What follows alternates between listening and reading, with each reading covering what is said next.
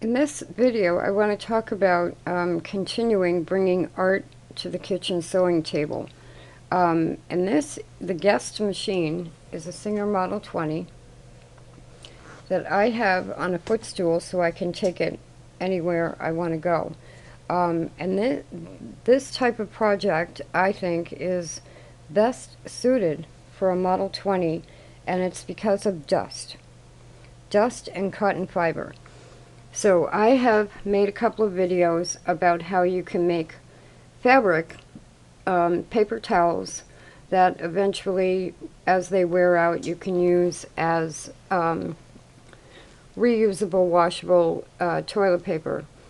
Now, I also, this morning, found bamboo reusable paper towels. You can do the same thing.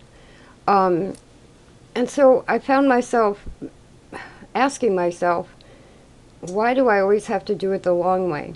You know, why didn't I think to go buy bamboo paper towels?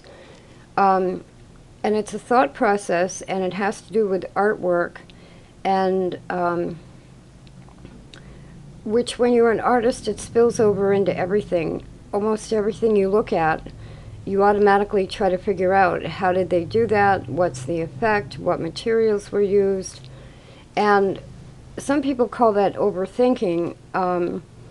What I call it is defining the tools that I need.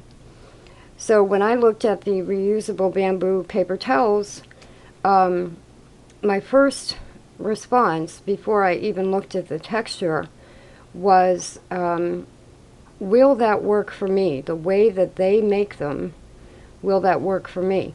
Now, a majority of my focus is on saving trees, not using paper and chemicals, and not being dependent on other countries. So most of the bamboo in the world grows in China.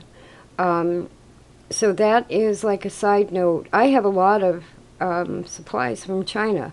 But that is kind of a side note where, well, boy, I can use American muslin and eliminate that one aspect of a foreign tool. Anyway, this is where I'm at today, and what you are looking at, this is cotton, pharmaceutical cotton. That it's called Carolina cotton, grown in the U.S. It's the type of cotton that I've talked about in the past for spinning, but also for batting. And it's also the type of cotton that you get when you buy medicine. It's used when you go to the hairdresser. They put it under your dryer cap. When you get a perm, they wrap it around the perm rods. This is American cotton. Now, it comes in this roving, which can be opened up and flattened out. It's really like strips of roving that you can flatten out. And it's about $30 a box of 3 pounds, including the shipping. But it's cheaper than cotton roving that's been cleaned of the seeds and everything. The other alternative is to buy cotton batting. I happen to have this both for spinning and batting, so for me this is kind of what I'm using. But you can do the same with cotton batting. Now, what this does is create an awful lot of fiber lint flying around your machine, your sewing machine. So let's look at what I did after I made the video yesterday with the 1591 zigzagger and paper towels. I then took layers of that cotton, and my first reaction was, I'm going to need the 1591 for this, because of the thickness. When you first lay this between the fabric, which you can kind of see on this one, it's thick. And visually you think, I'm going to need a strong machine. So this one is made with the 1591. And I started up here, and basically all you do is you do rows. This would be wonderful for landscape design. If you marked off the rows so that each was exact, you could make a landscape design scale, and that could be your garden. So there's the one with the 1591. Now, what this does for paper towels and eventually bathroom tissue, if you use it that way, is it's much more absorbent, obviously. What I was concerned about, this is my imitation notebook paper, because I had gone through using iron gall ink, and I wanted to get it to being able to be used on a very readily available paper, which is notebook paper, and I did do that, but my concern was the bumpiness would make it difficult to do any kind of, say, speedball pen nib calligraphy. I think I can iron it flat for that concern. But this has become my imitation notebook paper because I'm mainly working with text. But then, because I had the machine set up and everything, I did a free motion quilting one with the 1591. Now, the problem with this is that unless you do a very symmetrical quilting, you're going to have lumps. So this is more of a, this is my basic paper towel. I'm not going to do anything else with it, except maybe cut it up later for toilet paper. You could do this if you want to just give it to kids and have kids do chalk and crayons and stuff on it. But just keep in mind, it's going to be uneven if you use a cotton roving. If you use a cotton batting, it would be much flatter. So then I wanted to prove to myself that I could do the same thing with a Model 20. And this page was done with a Model 20. And at the bottom, which I think is actually that end, I ran into a lump of cotton and had the first skipped stitch. I did the whole thing without one skipped stitch until I got to the very end, with batting that was about half as thick as this.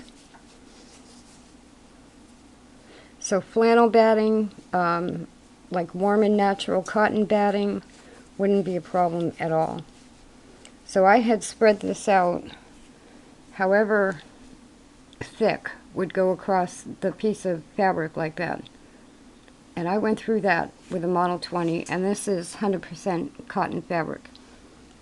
Now, the reason I'm saying, so here's the 1591. This free motion is similar to what I might do on the White Family Rotary.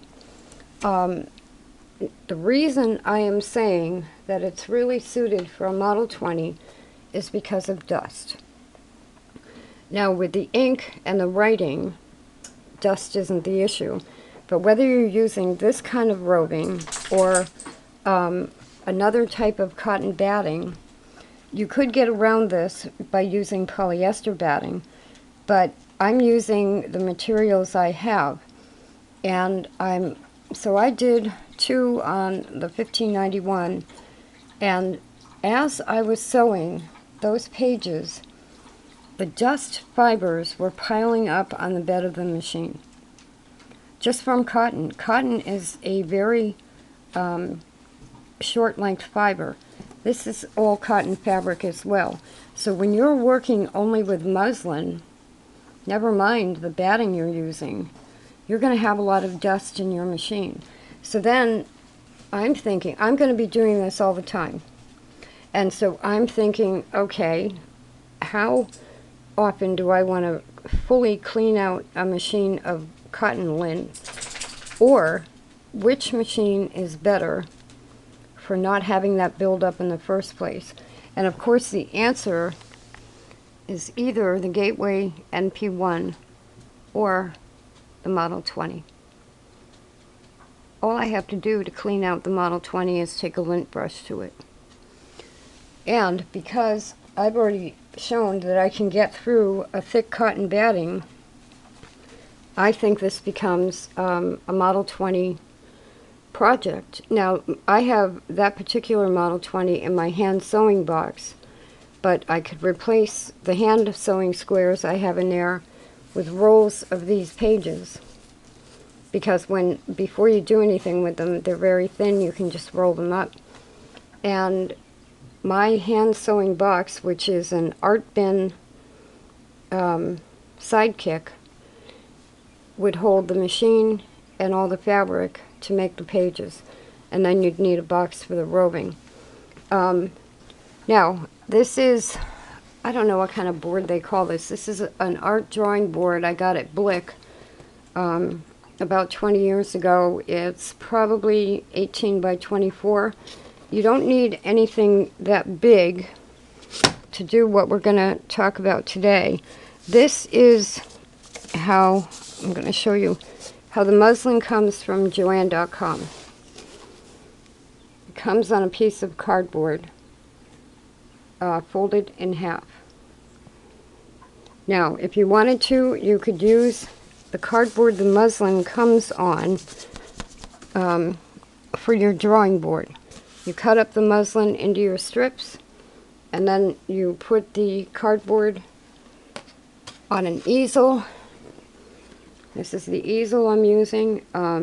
It's an aluminum, fully adjustable, wonderful, lightweight easel that can either be a table easel or a floor easel.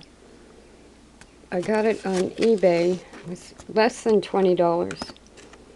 And I don't even know if there's a brand name. So, and it did come with a bag and another shelf for supplies, shown right there. There doesn't seem to be a brand name on it, but I think it was like $12 plus shipping. It was under $20. So you've got a Model 20 that will fit in a small box. You've got paper, really, that rolls up, fabric paper that rolls up into little tubes so you can take a lot with you. You can make yourself a toned background by buying any kind of a toned fabric. And let's talk about textures. So here is a toned fabric.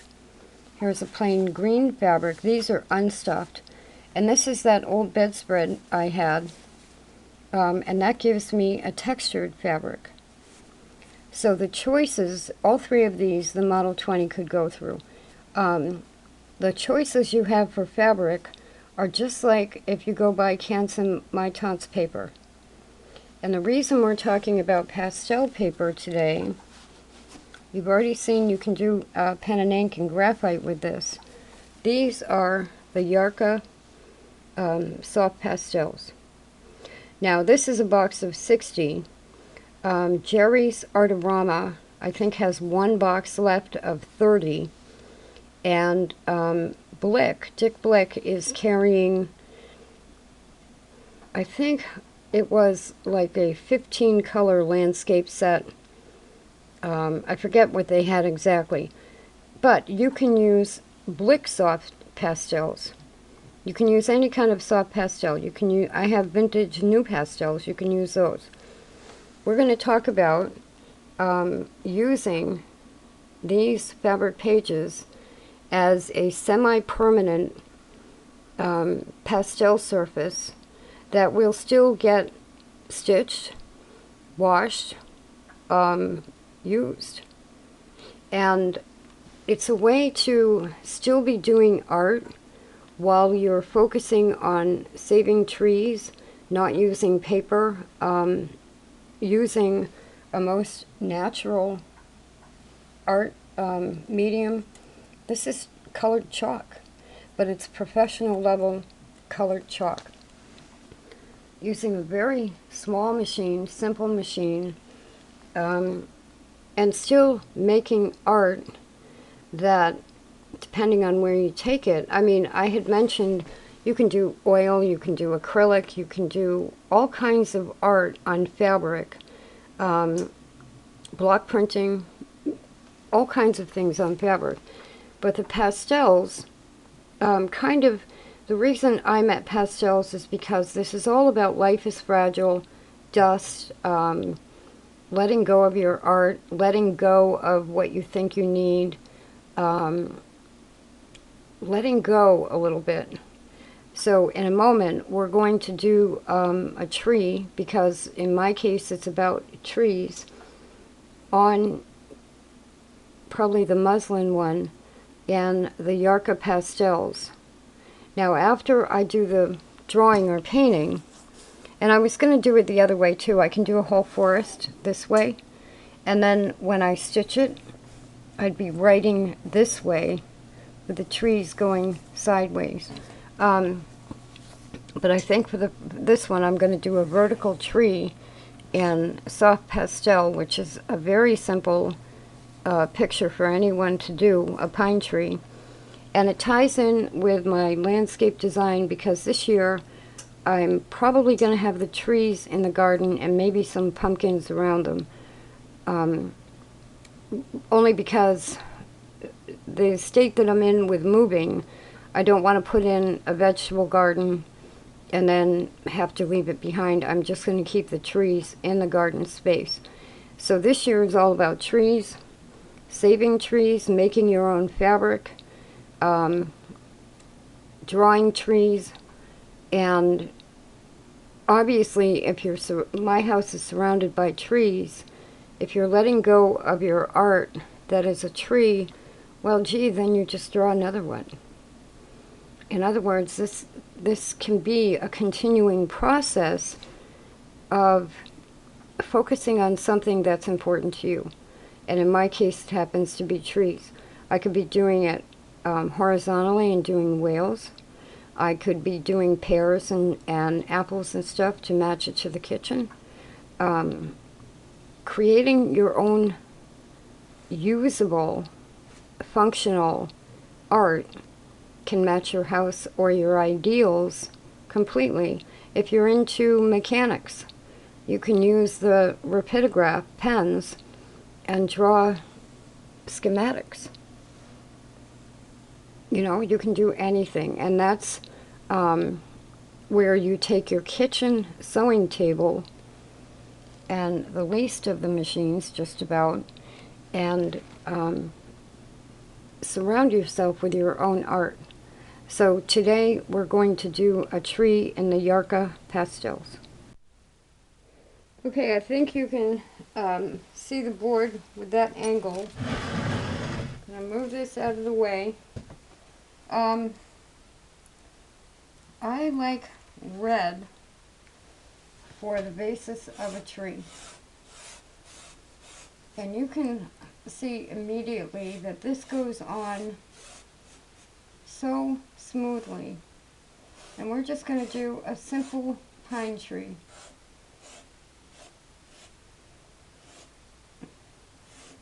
Now, part of what I'm doing is testing. I'm going to make a whole page like this. I'll do the drawing first. I'll put the cotton in, and then I will stitch it like I was showing you I was stitching.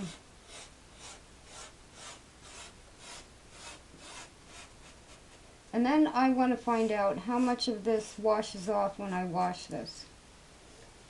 These are wonderful, wonderful pastels. So let's start with a dark, that's not really dark. Now I'm trying to see, it looks like they give you a couple of different tonal qualities still. I used to have the big Yarka set where they gave you basically 4 tones of the same color. Now I'm going to go ahead and make this like a traditional green. This is a very cool aqua.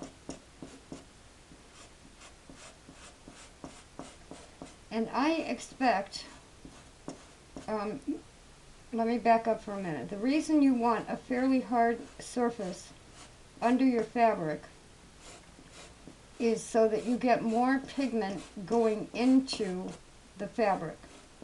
But I expect about half of this to wash off. Now once I stitch it and I have the lines in there, I can either use this as paper, and this is like making your own stationery, or I can just not use it for writing and keep it as just a visual. Now you might notice I have this a little bit off center from the fabric. There's a little bit more room over here than over here. I tend to do that naturally because unless you set up a perfect image, most things are never in the center. There are a few different art rules about location of main objects and stuff like that. So this is like a high contrast tree, red and aqua. And then when you bring in the warm colors,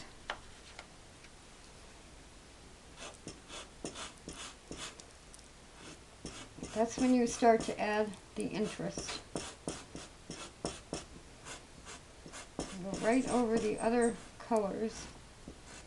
Now probably I could use masking tape and tape this down to the board, but I just want to give you an idea. Doing a warm color over a cool color is going to add depth and shadow without having to use black or gray or dark blue or any of that.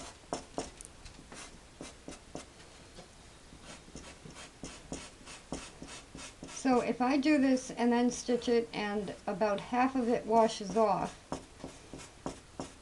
depending on how the stitching is, I can then take these same pastels and renew the same drawing. You know, and this is the kind of art where you want to keep art in your life, but you don't plan on framing it and sending it to a gallery. It doesn't have to be maybe professional level work, but you're still drawing. And then by allowing yourself the ability to put in lines and use it, you can put your shopping list on this, your monthly budget, the kids' chores, and by including your art in your daily life like that, you're making a better world. And what you're also doing is not buying paper. You're saving a tree by drawing a tree on muslin.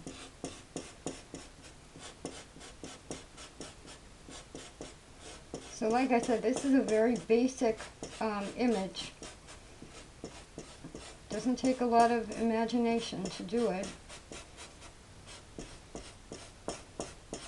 Just about anybody can draw a pine tree. And then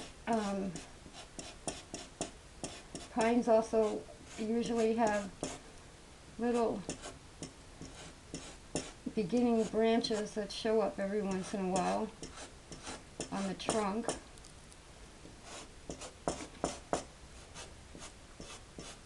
Now if I were using the cardboard that the muslin came on to do this,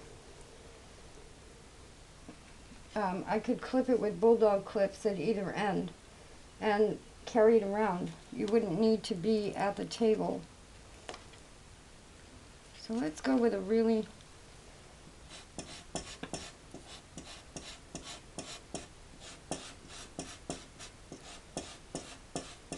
when you see a pine tree with bright yellow on it, it's probably sick. It's got some fungus or some kind of a problem. But in this case, you can think of Kincaid. What you're doing is adding light, which it usually works out best to keep the light from the left.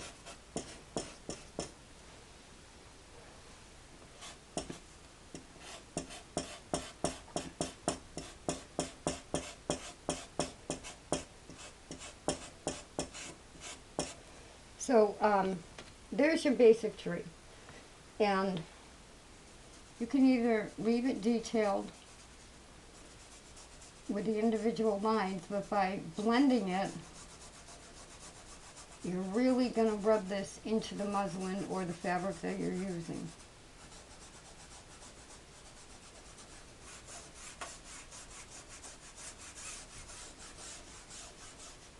Now I went ahead and made my curtains for the front windows. I put fabric on the knitted curtains I have. And I'm pretty sure after I get those tied, with the quilting method tied, I'm pretty sure I'm going to put trees on the fabric. And so when I look at my side of the front windows, I'm going to have a forest on the front windows.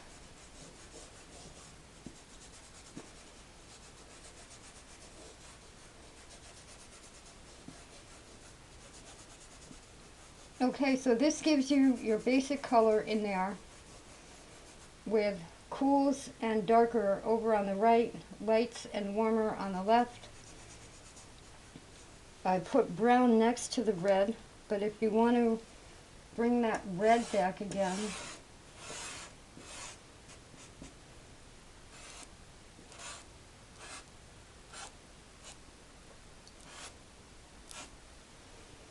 and go over it more with green, you can. You can just make an outline. Now the other thing that will also work this way is assorted sauce crayons that I've talked about in another video, and also the Yarka Sanguine and Sepia. So let's do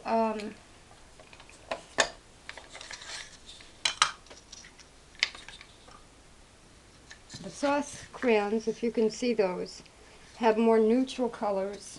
I think you get 10 sticks, but a couple of them are duplicates. And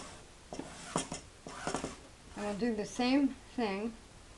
This is the darkest color in there. And these can be midnight trees. Maybe you have a black and white bedroom, or a black and white bathroom.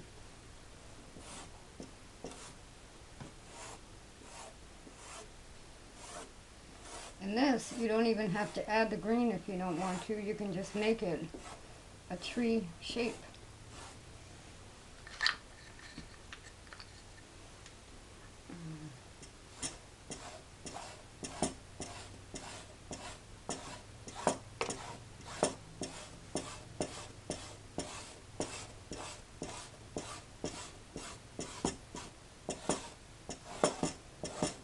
And you can see there's dust coming off of there as I do this.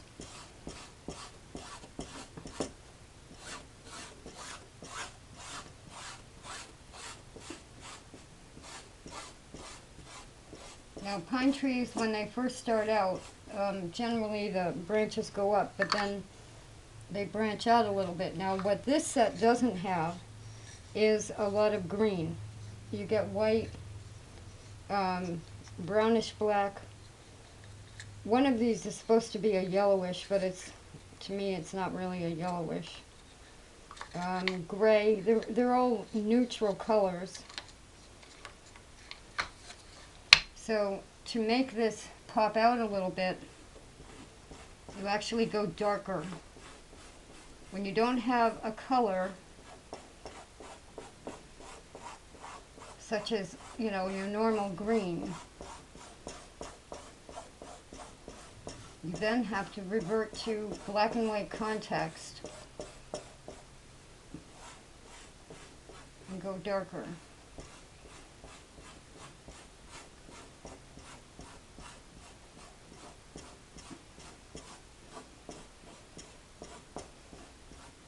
And you can add interest, because no branch is the same, no tree is the same.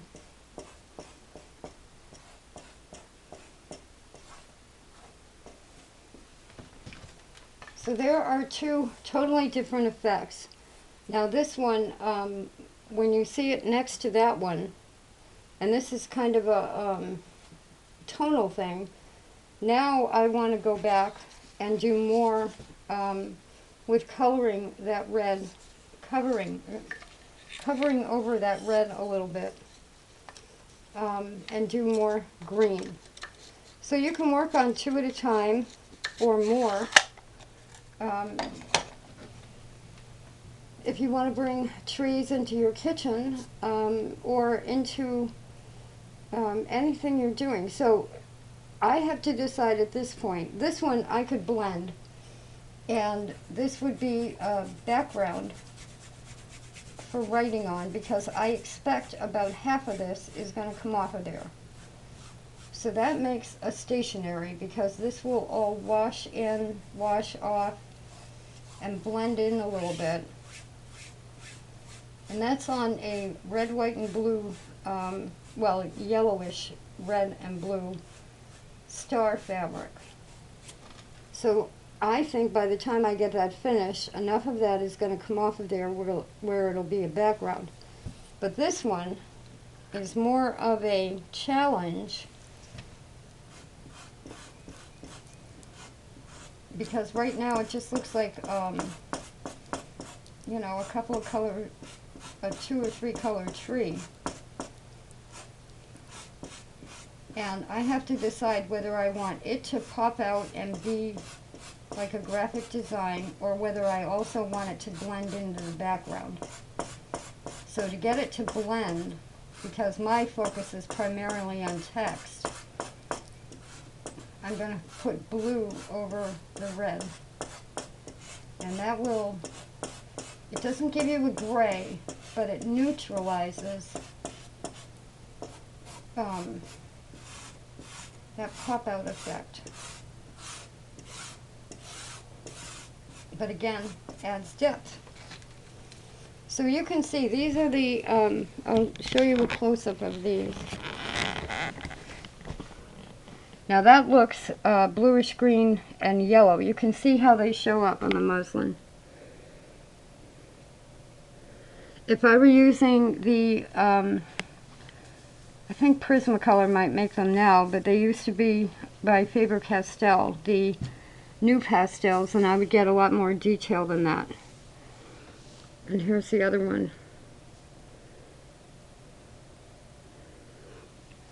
So the next step is to put the cotton, and I'm using that cotton roving, put the cotton roving in the page and stitch the page.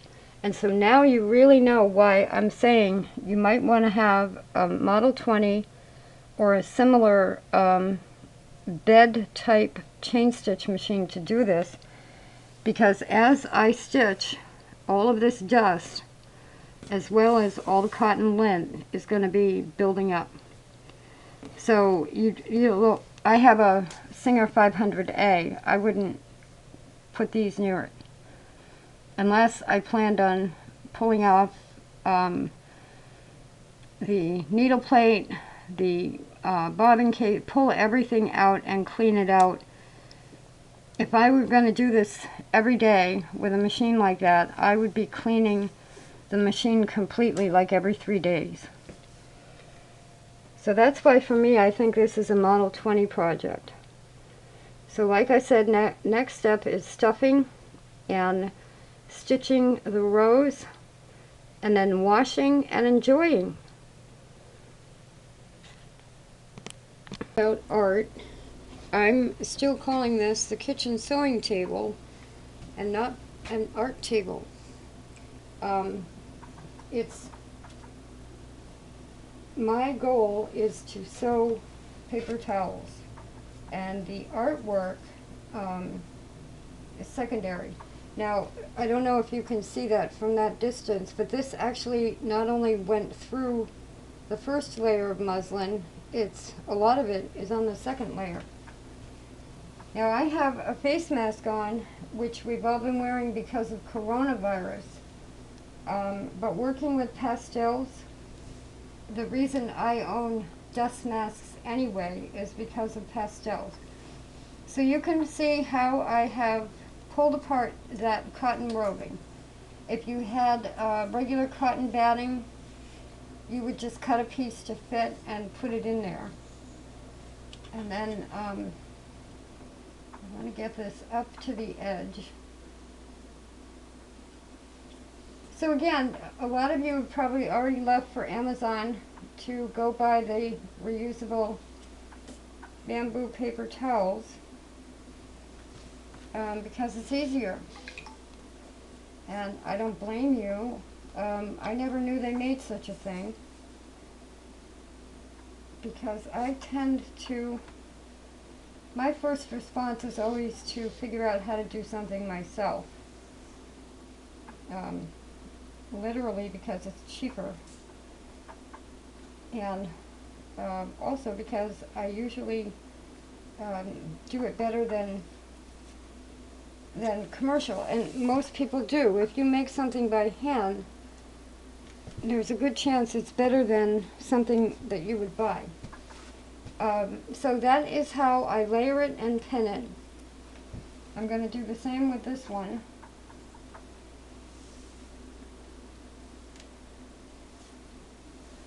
Now this did not go through the cotton fabric as much as that one went through the muslin. But now that these are going to be pinned, and you can use any machine you want, just be aware that you're going to get a lot of lint buildup in your machine.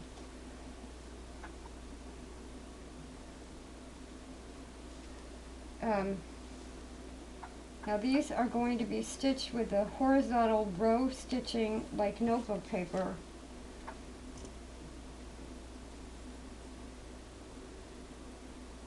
And then washed. Now the other thing I bought was pinking shears. I have some. Look at these. These were my grandmother's. Singer! These are like T-Rex of pinking shears. Unfortunately, they're steel, and the handle gets a little bit uncomfortable to work through fabric all the time. But this is the edge you get when you pink the edges. There's a vintage Singer pinker that is like a hand crank pinker that I never, well, I think I owned one a long time ago. But it seemed like an accessory I wouldn't use all the time because pinking shears are easier. So on eBay I found pinking shears. Joanne.com has some good Fiskars ones on sale, half price. I can get these sharpened. So I bought a cheap pair for about $8. These are sharp now, but like I said, they're heavy, so I thought I'd try a new pair and see how they work. But so stitch horizontally, pink the edges, throw it in the wash.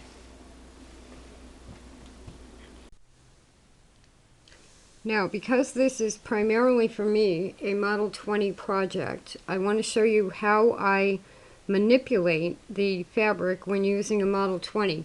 Now remember, with a Model 20 you hold the tail thread toward the front, you take your first couple of stitches and then it goes toward the back. Now you can see there's some pastel already on the back of this, but that's because I had to roll up the fabric. I have a feeling that a lot of it's going to wash out anyway, even with hand washing. Now the thread I'm using is the same thread I used yesterday on the other fabric, which is a long staple polyester thread, similar to Coats XB, except this is called Swiss. And this is, that's a couple of skip stitches right there, which I did not get yesterday. And part of that is because of muslin. And it's more a big lump of stitches. I've never seen that happen before. It's on the end, so I'm not going to worry about it. If it weren't on the end, I could rip it all out and start over again. Now, the throat space on a Model 20 is about 3¼ inches. And this is the only thing I really want to show you in using a Model 20 to do this with. Two things. If you need to, use extra pins to keep the fabric flat because it'll make it easier to keep your rows straight. And the other thing is roll up your piece like that. And if you can, hold it as it goes through the machine so that it goes through straight. Pin is a little bit too close. You don't want this to happen where you're stitching and this gets hung up because you don't want the bundle to get hung up, because what that does is it just makes your rows a little bit crooked.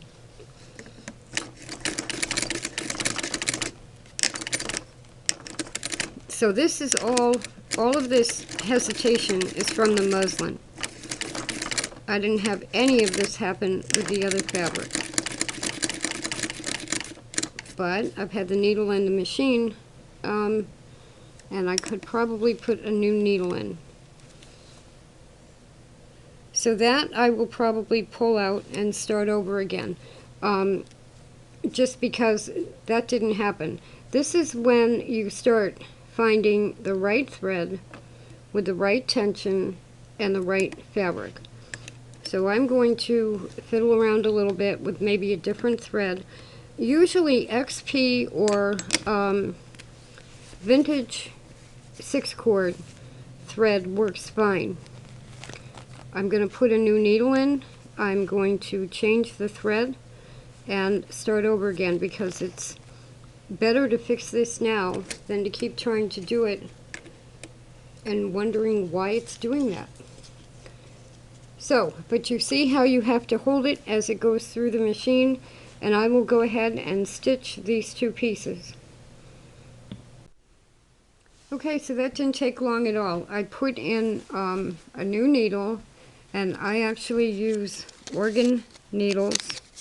And I put in a size 14 needle, and I took out an 11. And you would think I wouldn't need that with muslin, but actually the 14 is for going through the cotton. So since I was switching the needle anyway, I decided to go with a size 14. I switched the thread to the Coats Dual Duty XP, this time in beige. So now I should not have any problems at all with bunching up thread or stitches and having to redo anything. Now this is what I mean. So here I'm about to push this through. Let me see if I can tilt this up a little bit. And if I just go ahead like that, and so, and that's a lump of cotton that we're going to go through right there, this ends up just kind of sitting there a little bit, and you tend to go crooked. Now probably I didn't thin out the cotton enough at the top here. I'm at the top edge.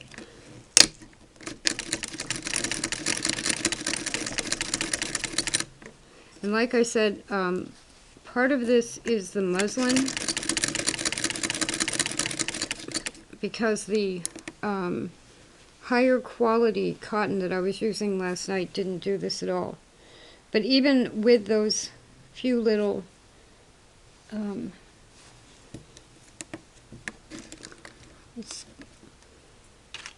let's just look. Now when you want to remove it from the machine, pull out extra thread. I use a seam ripper to grab the other, grab the thread to the right of the needle, pull it out to the right and cut it, and then you can just pull this out. No, and the stitches are fine. The stitches are fine. So, yesterday when I did this, I had such a smooth process happen that I'm going to insist on that. So I'm going to work out the bugs like this to make sure that I'm not running into frustrations with using a Model 20 in particular.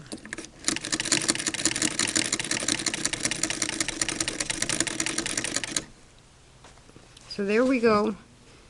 And I will go ahead, and when you hit a lump of cotton like that, if I had cotton batting in there, that wouldn't even be happening. I'm going to go ahead and stitch both of these pieces.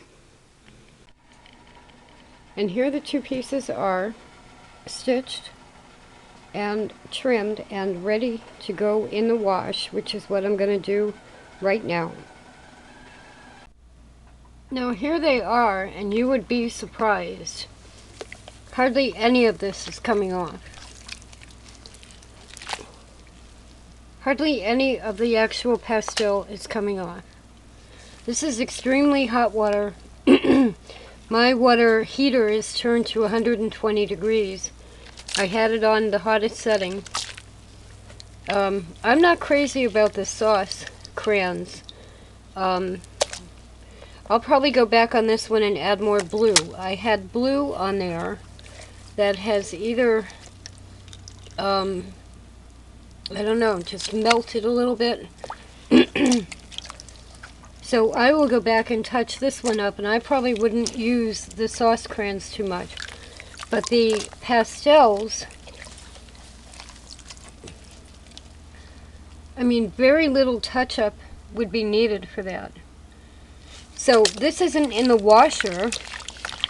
The water looks like more of the sauce crayons are coming off, but it could be either. But to my eye, it also looks like the sauce crayons are coming off. But not, even those aren't coming off an awful lot. It's just that the darks are staying there. And then they'll look a little bit different after they dry as well. But there you go. If you know, so even if they become pale in a washing machine wash, I can't see that they're going to come off of there. I think this is wonderful. I can make my own stationery paper towels with apples and oranges and pears. I can make all kinds of stuff now and stitch it, and it can be a paper towel, a writing sheet. With the Model 20, you can make the horizontal stitching guidelines for your pen work, and then pull it all out, and the lines are gone. So if I use a bigger machine, a lock stitch machine, I'll have to remember that I need to clean out the bobbin case area at least every couple of days. Now let's say making your own paper like that and having it for multiple uses, pen and ink, paper towels, pastels, any other medium that you would normally put on white paper, but all the sewing is kind of overwhelming. So here's an alternative. I had said I can't get the Aquabee Super Deluxe 4x6 sketchbooks anymore. They may still be out there somewhere, but Dick Blick stopped carrying them, and I buy most of my supplies there. So anyway, here's a page from one of my sketchbooks that I still have left, and I'm using that as a template to cut some of these fabrics up. And if you've been following these videos, when you buy 36-inch wide muslin from Joann.com, it comes folded in half. And as you saw earlier in the video, you then cut 4-inch wide strips. This way, 4 inches strips. And that's what I've been using up until now. I have taken a couple of those strips in both of these fabrics and cut them to match the 4x6 paper that I like. And now you don't have to deal with the cotton, the batting, the quilting, all of that. You can just have a handy stitch or a manual handheld stitcher. You go around the four corners of the page to keep the two sheets together, and you use this as drawing paper. Now 4x6 is a really good size because most cards and stationery are 5x7. So you can make someone a drawing and you can slip it right in the card and give someone a drawing. Just for the heck of it. One of the things we need to do, I think, is keep writing. And that's how I got started with this end of the project. It ties in with my seizures and language. I need to keep writing. So that was my starting point. But now I don't necessarily have to use pen and ink and penmanship and writing all the time. And this is the set of the Yarka Pastels, New Pastels, or Blick Soft Pastels. Any of those are similar. And you can use a simple chain stitch handheld machine to make your pages. Any of these chalks are good. That's the Sanguine and Sepia. That's the new sauce. And this is the vintage sauce, which the colors are slightly different. But you can draw just like with crayons, or I love crayons, and when you wash crayons in the washer they become softer. The only difference is with crayons and colored pencil, you basically should heat set the drawing. Meaning, if I drew something in crayon, I put it face down on a piece of brown paper, like a brown paper bag, iron the back of it, and that heat sets the wax into the fabric. So that's like an added step. Using this level of pastels, which is highly pigmented, and as you saw already, they don't really wash out. We're going to see how the darker tree comes out, because I actually tried to scrub some of it off, and it won't really come off. I wanted a more pale background to writing. So I may add more to that. We'll see when it's dry. Don't leave out a handy stitch and a simple paper template to cut yourself fabric pages and do your art on fabric and save a tree. And here is a very simple pair I just did with these Yarkas. I don't know if other art suppliers are going to have the 60 color set. Like I said, Jerry's had a 30 color set. You'd have to check around. There is, at this time right now, there's a vintage set on eBay. They're asking $2.99. Originally that set had 185 colors and originally sold for about $130. I used to have a few of those. So, but they're not available anymore, so that's why the higher price. But very simple to do, and all I did was put the two pieces of muslin together with a chain stitch, and I can send that to somebody. I can wash it, I can use it as a rag, I can hang it up and frame it. It's an alternative to paper, and these pastels, soft pastels, work wonderfully on muslin. Here they are after they've dried, and I'm very pleased with two of them and a little surprised at one of them. So these two on the left are the Yarka Pastels, and I just checked Dick Blick, and they do have a set of 30 available if Jerry's Artorama is sold out of them. I'm very pleased with the way these came out after washing. I mean, will it still smudge? Not really. A little bit, but not really. So for drawing on muslin, they're wonderful. Now this one with the stitching and the stuffing, it is kind of a background. You could do either ink on it or graphite or something over it, but you could also go back in and put in more detail if you wanted to. This one is still just a little bit damp, so you can't really tell. There is actually detail in it that stayed in it, so it didn't really get ruined. The stitching makes it look crumpled up, and this is damp from like here down because I had them hanging. But again, is this wonderful paper towel? Yes. If I didn't put the stitching in, I mean, this is a wonderful fabric to use for the pastels.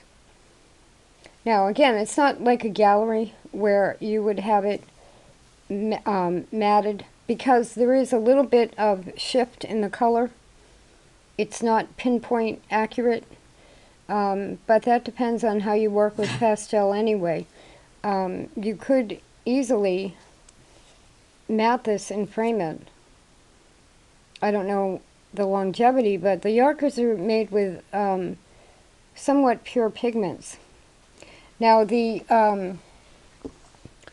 one is a little bit of a different story. This one I did with sauce. Most of the brown and most of the blue fell off. I can go back in and put the detail in, but I just looked it up. These are supposed to be similar products, but they're not. The Yarka Pastels, the label says they're made with pure pigments, kaolin clay binder. And they do have a little bit of, I think it's called Chassoff something clay. Now this has the same thing, only it also has carbon. So you would think that they're similar, but they're not. They're made differently. And I'm much happier with the way the actual pastels came out than I am with this. Now, I was going to use this as a background for ink, so it'll be fine, but this looks like a mess. So the detail, I did scrub it with a scrub brush, but when I did that, the detail was still there. So I don't know if it's the carbon. It was also, believe it or not, harder to sew through. Any area that had pastel, which is the sauce crayons, was harder to sew through. So personally, I'm going to stick with the pastels and keep the sauce for paper, and work on, I guess if I were going to do this again, I would actually, what I was going to do before I saw how this came out, when there was still detail there, I was going to just highlight the detail with a bright blue and add some punch to it. But now all the brown is gone. So I'm really left with carbon. So if I'm going to do that, I might as well use charcoal. So the sauce is not quite the same as the pastel. Both made by now Jack Richardson under the name of Yarka. Now, just because it's all kind of in the same group, I'm going to use some charcoal. Once I saw that there was carbon in the sauce, that's basically charcoal, and also graphite is a form of carbon. But anyway, this is Yarka Willow charcoal, which is just charcoal sticks. And what I'm going to do, I'm not going to rewash this right now, but I have a funny feeling that because only the black remained on this one, very possibly charcoal would remain after washing. In other words, the black or dark grays that they have in the sauce probably has more carbon in it. So I'm going to put some detail back in this. Now this charcoal is working beautifully on this fabric. I'll just show you that one section.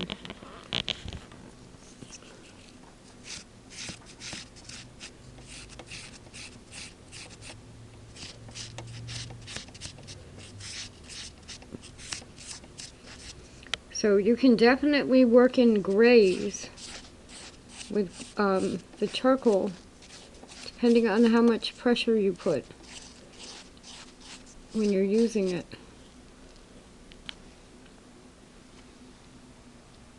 So I think that's how I'm going to rescue this one. So, and that's willow willow charcoal. That box is made by Yarka, but there are other brands you can just buy willow charcoal.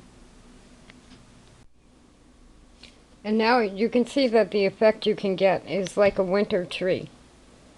It actually looks much better just using black, leaving the grays that were left over from before I washed it, and just then, instead of highlighting with blue, highlighting with black. And when you back up, you get the effect of a winter tree. And black and white.